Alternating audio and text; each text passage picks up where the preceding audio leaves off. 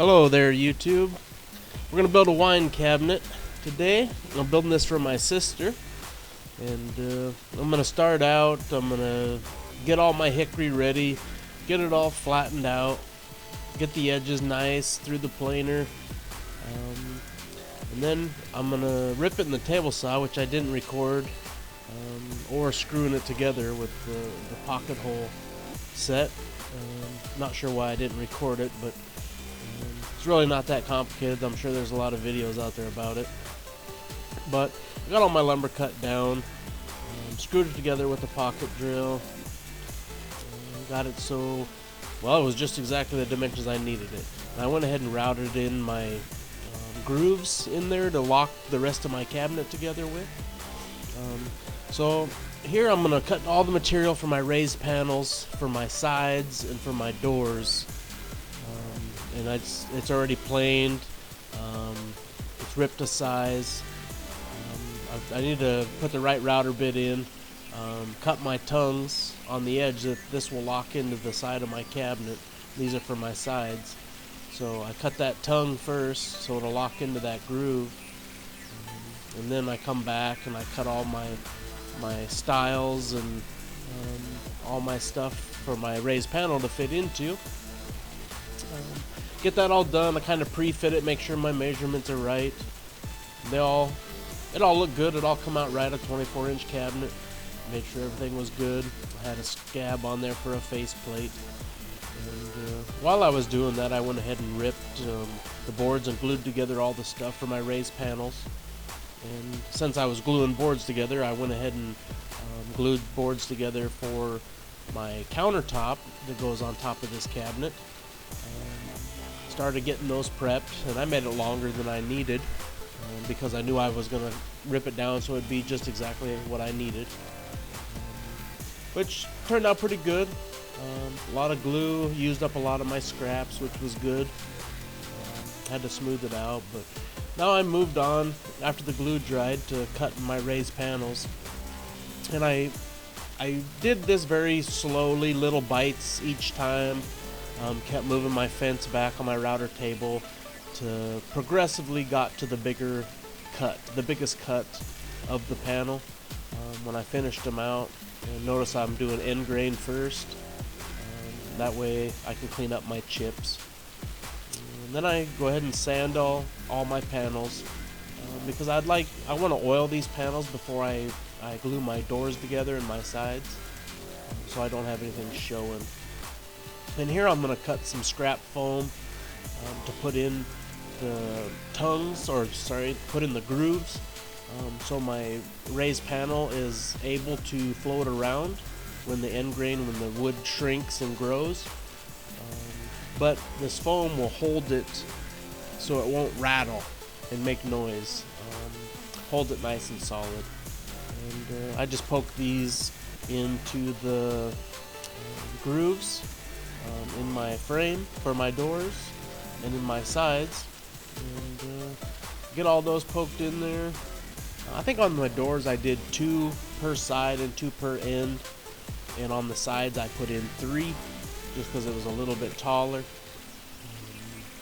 And usually they do sell these. I didn't have any, so I found some packaging foam that I cut up, and I figured it'd work just fine, which it did. So I went ahead and glued my doors together, and I was careful not to get any glue to where it would squeeze out into my panel, my raised panel, and I didn't want to get any on my raised panel. But they were oiled anyway, so I don't think it would have stuck, but you never know. And I made sure my ends were close, but I didn't care that they were exactly flush because I'm going to cut them down anyways, because I made the doors a little bit longer than I needed them, so I could run them through the table saw and kind of clean them up. But got those all glued together. It turned out pretty good. I was pretty satisfied with them. It was looked pretty nice. I was thinking about routing the edge, but I didn't. Then I went ahead. I had my countertop all glued together. So then I was just going to wait until I would cut it, and I still needed to sand it get it exactly flat, but my doors are all glued together. So after that all dried, I took the side panels and I went ahead and cut my grooves in them for my cabinets pieces to lock together. And I already had my tongue cut on them to lock into my cabinet, so that worked out pretty good. So then I just glued everything up, clamped it, started assembling the cabinet, making sure the tops and the bottoms were flush, getting everything locked together good, and then I throw in a diagonal piece to make sure I'm good and square with my cabinet. Then I get those glued on. I want to add some cleats to the bottom for the floor of my cabinet to sit on, and I went ahead and pocket drilled those cleats. So after I get them glued on tight and I assemble the floor of my cabinet, I can use those pocket screws and I go ahead and screw the base down so it's good and solid. And starting out with a 4x8 sheet of 3/4 MDF that was obviously coated. It's hard to run through a table saw by yourself, so I went ahead and cut it down with the skill saw. Went ahead and cut my tongues into it, cut it down to size, and I had to trim my tongues back on the ends there so it would fit into the groove, obviously just with a flush trim bit on a router. And so I glued everything up, got threw the base in there, made sure all the grooves went in, clamped it up so it was good and tight, and let that dry. And then I was able to flip it over at that point after it dried. Made sure the ends of my cabinet was sucked in good. And then I went ahead and put the screws in the pocket holes to go ahead and hold the base down. So then everything was good and solid, good and flush. So then I flipped the cabinet completely over and went ahead and cut the very back of the back cleat, and had to kind of do a staggered tongue on the router to get it to drop in there like it should. But I glued it up nice and got it shoved down in there, and this really makes the cabinet solid and really supports the floor really well. And as you can see, the grooves, it just sucks right down in there and fits in really nice. And so I was really happy with that. And while I had it upside down, I went ahead and marked out where my divisions in my cabinet go, and I went ahead and pre-drilled those so I can come back later on and put some screws in there to help hold the dividers in my cabinet, because I don't want them moving with that center cabinet is going to be a Blue Motion slide that's going to hold wine glasses, so I wanted them to be good and solid. So I went ahead and cut those, routed the ends, installed them, glued them, and then I was able to start assembling the rest of my cabinet. Went ahead and glued up, put in the first chunk of the back of the cabinet, made sure everything was seated nice, drove it down in there good. And I went ahead and clamped it. Obviously, I measured out my divisions in there and got them marked exactly where they needed to go, and I went ahead and put a couple of screws in the back of the cabinet to hold those so they were good and fixed, so when I went ahead and glued on the next level that my coolers would sit on, they were where they were supposed to go, because I wanted to put some glue on top of them.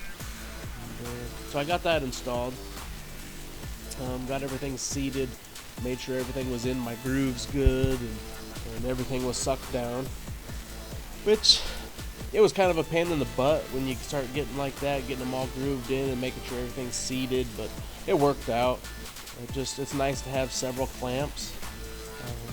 So after that dried, I threw in the last back piece of the cabinet, and it fit pretty good, but I had kind of a wild cut on the right hand side on the bottom with the router, but on the top it was a little high, so I had to take a jack plane after it was done and shave that off so it didn't hold my countertop up. But here I cut all my cabinet doors to length because I had them a little long, wanted to go ahead and square up the ends, and that went really well.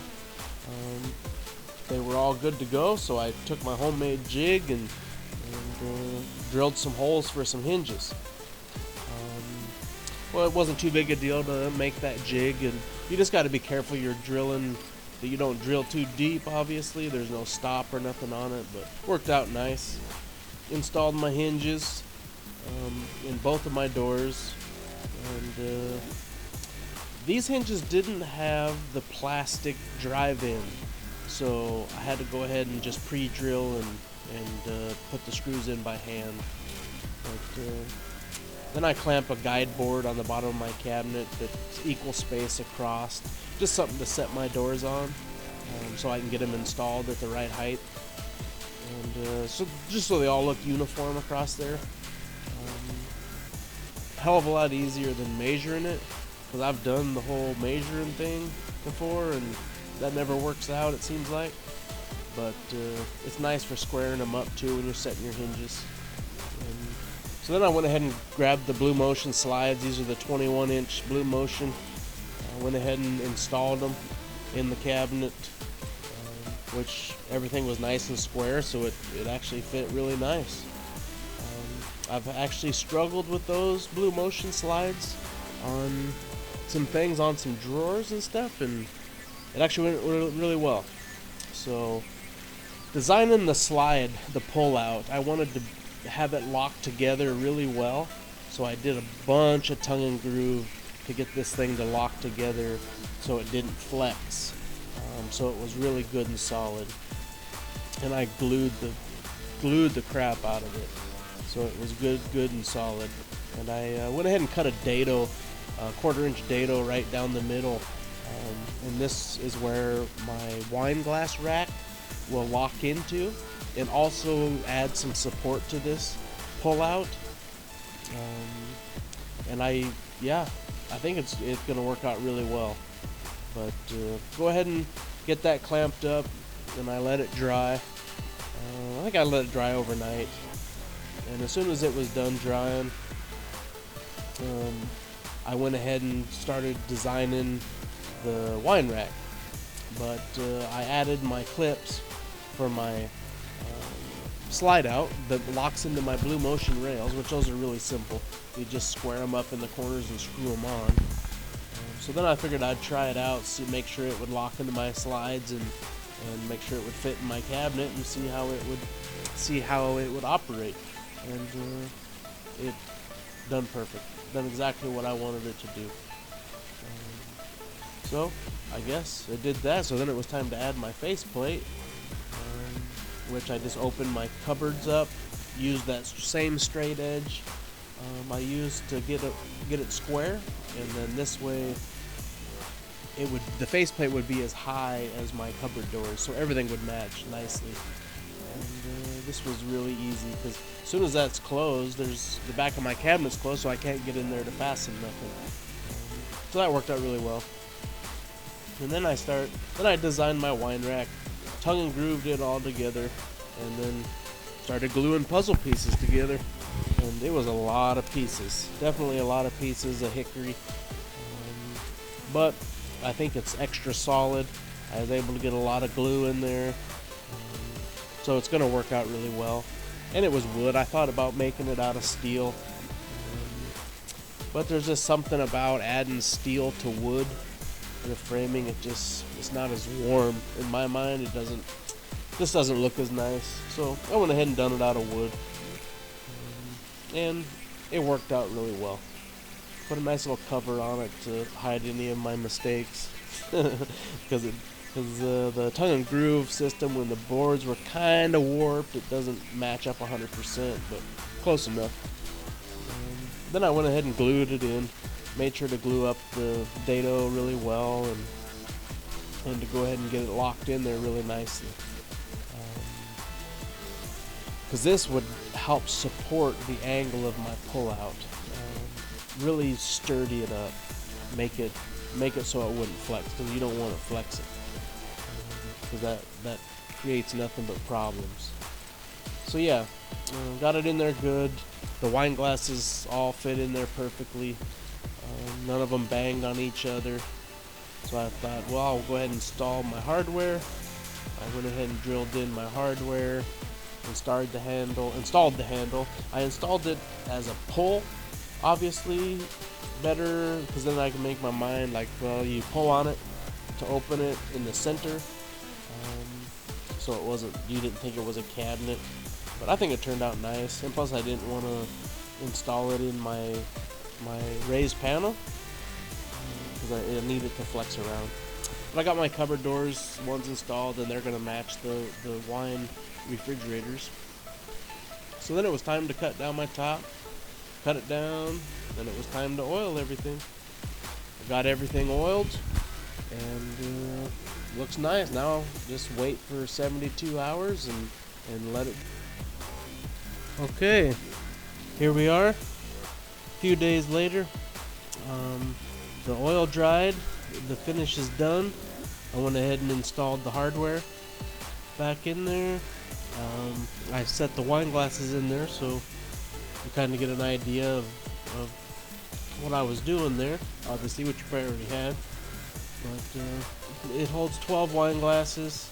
Should be ample amount for people drinking wine, I guess. I don't even drink wine, but my wife does. And the wine coolers are plugged in. And they hold 8 bottles of wine per cooler, which is a lot of wine, but whatever. And in the cupboards, I suppose, extra storage for whatever, wine, water, whatever you want in there. But yeah, turned out pretty good. Well, thanks for watching. Don't forget to like and subscribe, and I'll see you on the next video.